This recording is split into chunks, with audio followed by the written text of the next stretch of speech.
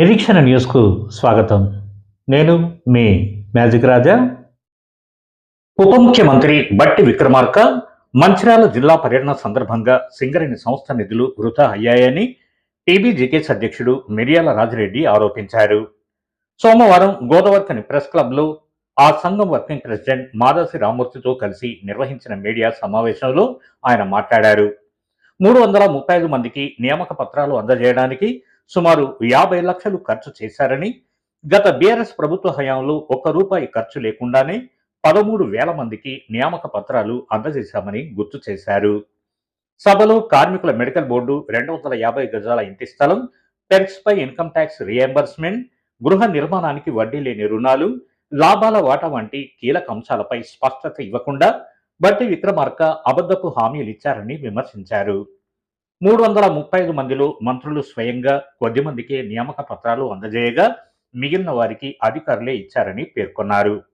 ఆర్థిక ఇబ్బందులు ఎదుర్కొంటున్న సింగరేణిలో ఆసుపత్రులకు మందులు, గనులకు పర్మిట్లు కొనుగోలు చేయడానికే నిధులు లేని పరిస్థితుల్లో ఇలాంటి ఆర్భాట కార్యక్రమాలు అవసరమా అని ప్రశ్నించారు. ఇంకా ఈ మీడియా సమావేశంలో టీబీజీకేఎస్ నాయకులు నూనె కొమరయ్య, పర్లపల్లి రవి, జాహిద్ పాషా, పోలాడి శ్రీనివాస్, శేషగిరి, రోడ్డ సంపత్, జోసఫ్ తదితరులున్నారు. మొన్న శ్రీరాంపూర్లో డిప్యూటీ సీఎం బట్టి విక్రమార్క గారు 335 మంది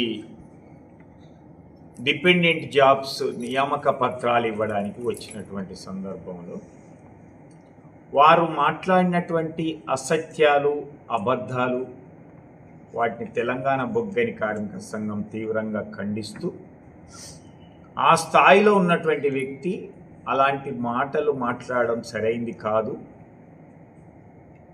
రెండవది, ఈరోజు ఎందుకు వచ్చిండ్రు, మీరు ఏం ప్రయోజనం కల్పించిండ్రు, మీరు ఎన్నికల సందర్భంలో ఇచ్చిన వాగ్దానాలు, హామీలు, మేనిఫెస్టో ఏంటి, ఐఎన్టీసీ వాళ్ళు చెప్పినటువంటి ఏంటి, లేదా రేవంత్ రెడ్డి గారు మున్సిపల్ ఎలక్షన్స్ సందర్భంగా భూపాల్పల్లికి వచ్చినప్పుడు చెప్పినటువంటి ఏంటి, ఇందులో ఏ ఒక్కదానికైనా స్పష్టత ఇచ్చారా? ఈరోజు కార్మికులు అంతా కోరుకున్నది ఏంటంటే కాంగ్రెస్ ప్రభుత్వం ఇచ్చినటువంటిది కానీ ఐఎన్టీసీ చెప్పినటువంటి వాగ్దానాలలో పదే పదే చెప్తున్నటువంటి 250 గజాల ఇంటి స్థలం మీద స్పష్టత ఇస్తారని, లేదా పెర్క్స్ మీద ఇన్కమ్ ట్యాక్స్ రీయింబర్స్మెంట్ ఇప్పిస్తామన్నటువంటిది, గృహ నిర్మాణం కోసం 25-30 లక్షల వడ్డీ లేని రుణం ఇస్తా అన్నటువంటిది, వీటి మీద ఎదురు చూసి, లేదా సంస్థలో లాభాలు ఏమొచ్చినాయి అనేటువంటిది, దీని మీద ఏమన్నా మంచి కబురు చెప్తారేమో అనేటువంటిది, దీనికి తోడుగా అందరూ ఎదురు చూస్తున్నటువంటిది మెడికల్ బోర్డు ఎప్పుడు పెడతారు, డేట్ అనౌన్స్ చేస్తారేమో అని అనుకున్నారు. కానీ ఈరోజు కార్మికులు ఆశించినటువంటి దానికైతే కార్మికులకు ఉన్నటువంటి సందేహాలను నివృత్తి చేసినటువంటి సందర్భం లేకపోగా ఈరోజు బీఆర్ఎస్ ప్రభుత్వాన్ని, హరీష్ రావు గారిని ఇలా అప్పుడు చేసినటువంటి వాటి గురించే చెప్పుతూ మంత్రులంతా మాట్లాడినటువంటి ఈరోజు 335 మందికి దాదాపుగా 50 లక్షల యాజమాన్యం ఖర్చు చేసింది. అంటే ఒక్కొక్కరికి 10-15 లక్షల వేల రూపాయలు ఒక్క అభ్యర్థి నియామక పత్రం ఇవ్వడానికి. అదే తెలంగాణ బొగ్గని కార్మిక సంఘం గుర్తింపు సంఘంగా ఉన్నప్పుడు 13,119 మందికి ఇచ్చినటువంటి సందర్భంలో ఏ ఒక్క అభ్యర్థి నియామక పత్రానికి ఒక్క పైసా కూడా ఖర్చు లేకుండా జనరల్ మేనేజర్లు, అక్కడ ఉన్నటువంటి యూనియన్ ప్రతినిధులతోటి ఆ యొక్క నియామక పత్రాలు ఇచ్చినటువంటి సందర్భం. ఇంత ఆర్భాటంతో, ఇంత అట్టహాసంతో, ఒకవైపు కంపెనీ ఆర్థికంగా ఇబ్బందులో ఉన్నదని, సింగరేణి కార్మికులకు మెడిసిన్స్ కూడా ఇవ్వలేనటువంటి పరిస్థితి, సరైనటువంటి రెఫరల్ ఇవ్వలేనటువంటి పరిస్థితి, మంచినీళ్ళు ఇవ్వనటువంటి పరిస్థితి, ఇలాంటి పరిస్థితుల్లో ఆవిర్భావ దినోత్సవ వేడుకలకు 2 లక్షలకు బదులు 1 లక్ష ఇచ్చినటువంటిది అయిపోయింది. ఇలాంటి కాస్ట్ కటింగ్ చేసుకుంటూ కార్మికుల సంక్షేమాన్ని, ఇటు విద్యను, వైద్యని పక్కన పెట్టి డబ్బులు లేనటువంటిది ఈరోజు వృధా చేస్తూ ఇలాంటి నియామక పత్రాలు ఎందుకు ఇవ్వాల్సినటువంటి అవసరం వచ్చింది? రెండవది, ఈ నియామక పత్రాలు 9 నెలల తర్వాత ఎందుకు ఇచ్చడం? అంటే ఈ 9 నెలల కాలంలో ఆ అభ్యర్థులు ఎవరైతే ఉద్యోగులు వాళ్ళు సర్వీస్ కోల్పోయినరు, ఈ 9 నెలల జీతం కూడా కోల్పోయారు. మరి ఎవరు బాధ్యులు? దీని మీద ఎవరిపైన చర్య తీసుకుంటారు? దీనిపైన బట్టి విక్రమార్క గారి స్పష్టత అయింది. ఇది అంటే ఏం చెప్పకుండా ఈరోజు 10 మందికి చేతిలో పెడితే మిగతా అధికారులంతా కూడా డిస్ట్రిబ్యూట్ చేసినటువంటి.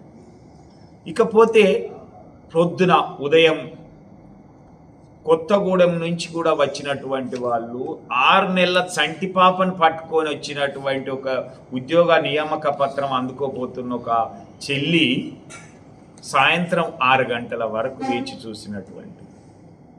కాబట్టి ఇంతసేపు అంటే ఒక 10 గంటల సేపు వెయిట్ చేపించేసి నువ్వు ఇచ్చినటువంటి 10 నిమిషాలలో 10 మందికి ఇచ్చి వెళ్ళిపోతే ఎందుకు ఈ ఆర్భాటం అని అడుగుతున్నాను. అంటే తెలంగాణ ప్రభుత్వం ఉద్యోగాలు ఇస్తలేదు, ఎక్కడన్నా ఇచ్చినట్టు చేద్దామని చూపించుకోవడానికి ఇలా సింగరేణిలో డిపెండెంట్ ఉద్యోగాలు ప్రతి నెల ఇచ్చేటువంటి దాన్ని 6 నెలలు 9 నెలలు ఆపి ఈ యొక్క ఒక పెద్ద కార్యక్రమాన్ని ఏర్పాటు చేసి సింగరేణి యాజమాన్యంతో డబ్బులు వృధా చేపించేసి ఈ కాంగ్రెస్ ప్రభుత్వం గొప్పలు చెప్పుకోవడానికి తప్పితే ఏమీ లేదు అనేటువంటిది స్పష్టమైనటువంటి.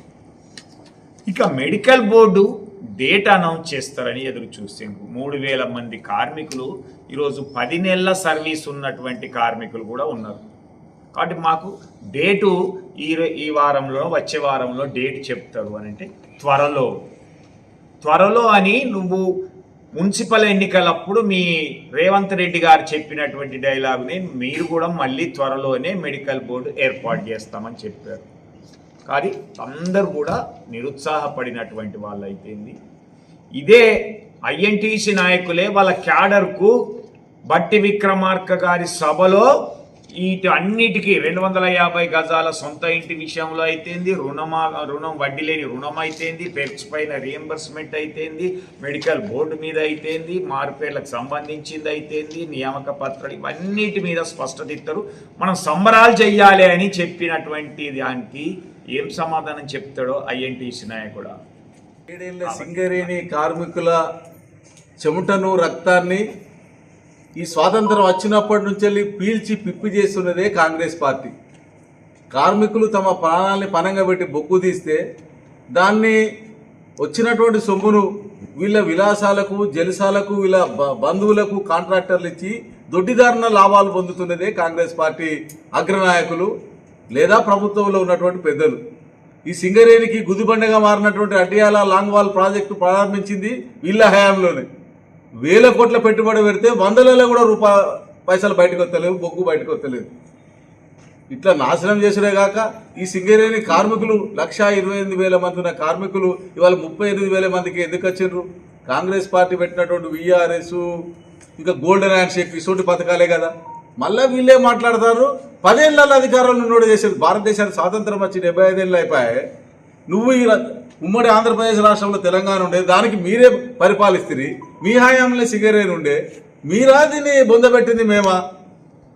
అదే ఆలోచించకుండా పెద్ద పెద్ద కమీజులు మీదికి మలుచుకుంటూ మాట్లాడుతున్నారు. ఈ కమీజులు మీదికి మలిసేది అవినీతి పన్ను మీద మలుగుండ్రి, దొంగలను పక్క పెట్టుకొని మాట్లాడు కాదు. ఇవాళ నిజంగానే మెడికల్ బోర్డులో అవినీతి అయితే 2.5 ఏళ్ళుగా నువ్వేం గుడ్డిగుర్ర పనులు పంపుతాను అవే మరి ఏ ఎంక్వైరీ అయితే వేసి దొంగ కూడా దొర కూడా తేలిపోవాలి కదా. అది ఎన్నికే సాధన అయితే లేదు. ఏమన్నట్టే మెడికల్ బోర్డులో అవినీతి పన్ను బయటికి ది. కానీ ఆ సమయంలో నువ్వు పారదర్శకంగా చేస్తానన్నావు కదా, నెలకు 3 చేస్తానన్నావు కదా, మరి దాన్ని చేయి, వరుస పెట్టి చేసుకుంటారా? అదేమో బంధు పెట్టినావు. 8 నెలలకెళ్ళి వాడు దిగిపోయినోనికి జీతం లేక వాడు పొలగానికి ఉద్యోగం లేక వాడు అప్పుల పాలైందంటే మేము వచ్చినాం. ఈ 8 నెలల ముచ్చట చెప్తలేడు, ఇవాళ ఇప్పుడు ఇస్తాను అని చెప్తాడు. ఈ 8 నెలల నష్టానికి ఎవడు బాధ్యుడో ముందు నువ్వు తెలుసుకో. వానికి ఏదైనా ఆదుకోవడానికి ప్రయత్నం చేయి. వెంటనే ఉద్యోగాలు అట్టి రైటర్ ఇచ్చే ఉద్యోగానికి అక్కడికి వెళ్ళి హెలికాప్టర్ల మీద కాన్వాయిలు పెట్టి 100 మంది పోలీసులను పెట్టుకొని ఏమడుతుంది. ఇది మానుకోండి. ప్రజాధనాన్ని దుర్వినియోగం, ఇది ప్రజాప్రభుత్వం అయితే ప్రజల సొమ్మును దుర్వినియోగం చేయకని కోరుతా ఉన్నాం. అట్లాంటి జరుగుతుందనే దాన్ని కాపాడుతాం. మా హయాంలో జరిగింది, బీఆర్ఎస్ హయాంలో జరిగితే నువ్వేం చేస్తావు మరి? ఇప్పుడు దాన్ని తప్పు మేము చేస్తే బాధ్యులను గుర్తించు. అది లేకుండా ఉట్టిగానే గాలికి ఓ దెబ్బ కొట్టి నీళ్ళ మీద దెబ్బ కొట్టి పోతారంటే కుదరదు. ఈ సింగరేణిని కాపాడాలని బీఆర్ఎస్ పార్టీ టీపీజీ కేసు ఉధృతంగా కొట్లాడడం మొదలుపెట్టిన తర్వాత ఇప్పుడు మేలుకొని సింగిల్ చదివి వచ్చి ఇవాళ ఉద్యోగ పత్రాలు ఇచ్చిపోతారు. ఇది వాళ్ళ కార్మికులకు తెలియదు అనుకుంటారా? ఫిబ్రవరిలో రేవంత్ రెడ్డి గారు ఇచ్చినటువంటి హామీ, నిన్న నువ్వు చెప్పిపోయిన హామీ, ఈ 5-10 రోజుల లోపల మెడికల్ బోర్డు పెట్టకుంటే మీకు ఎక్కడికి రావాలో కార్మికులు అడగస్తారు. మీ నాయకులను మీరు అన్నారు చూడు, ఇది ఇక్కడ పట్టుకొని అడుగు అక్కడ పట్టుకొని అడగని, అవన్నీ కూడా అవుతాయని ఈ సందర్భంగా చెప్తాను. ఇప్పటికైనా ప్రజల కార్మికుల తిరుగుబాటు రాకముందే మేలుకొని తెలంగాణ ప్రజలకు ఉపాధి ఇచ్చేటువంటి సంస్థను కాపాడమని, అందుకోసం మేము పనిచేస్తామని తెలంగాణ బొగ్గని కార్మిక సంఘం చాలా స్పష్టంగా చెప్తా ఉన్నది. ఆ దిశగానే మేము పనిచేస్తా ఉన్నాం. మీరు కూడా దీన్ని కాపాడండి. నిజంగానే ప్రేమ ఉంటే వాళ్ళ ఓట్లతో గెలిచిన వాళ్ళు మీరు. ఈ కోల్బెట్లో 10 బాగా వచ్చిన అంటారు. 10 ఎమ్మెల్యేలను గెలిపించినటువంటి కార్మికులకు 10 ఉద్యోగాలు ఇవ్వకపోతుంది, 10 మెడికల్ బోర్డులు పెట్టకపోతుంది. మేము 100కు పైగా పెడితే ఇది మేము అడిగేది. దీనికి నేను కమిషన్ మలిసి వాడిని ఖతం చేస్తా, వీడిని నడుపుతాంటే కుదిరేది. ఈ భయపెట్టుడు, ఈ గుండాయుధంతో ఎవడూ భయపడరు. తెలంగాణ నేలకే తిరుగుబాటు ఉన్నది. సింగరేణి కార్మికులు అసలే భయపడరు. కార్మికులు 7LP యాక్సిడెంట్ అయినప్పుడు చంద్రబాబు నాయుడు హెలికాప్టర్కి అడ్డం తిరిగి ఆపుతున్నాను ప్రయత్నం చేసిన వాళ్ళు. అది సాధ్యం కాదని తెలిసినా అంత చైతన్యం కలిగినటువంటి కార్మికులు ఖబర్దార్ గుర్తుపెట్టుకోవాలని సందర్భంగా చాలా వినమ్రంగానే చెప్తాను ఇప్పటికి కూడా మేము. మన నిరీక్షణ న్యూస్ను వాచ్ చేయండి, లైక్ చేయండి, సబ్స్క్రైబ్ చేయండి, మీ మిత్రులకు షేర్ చేయండి.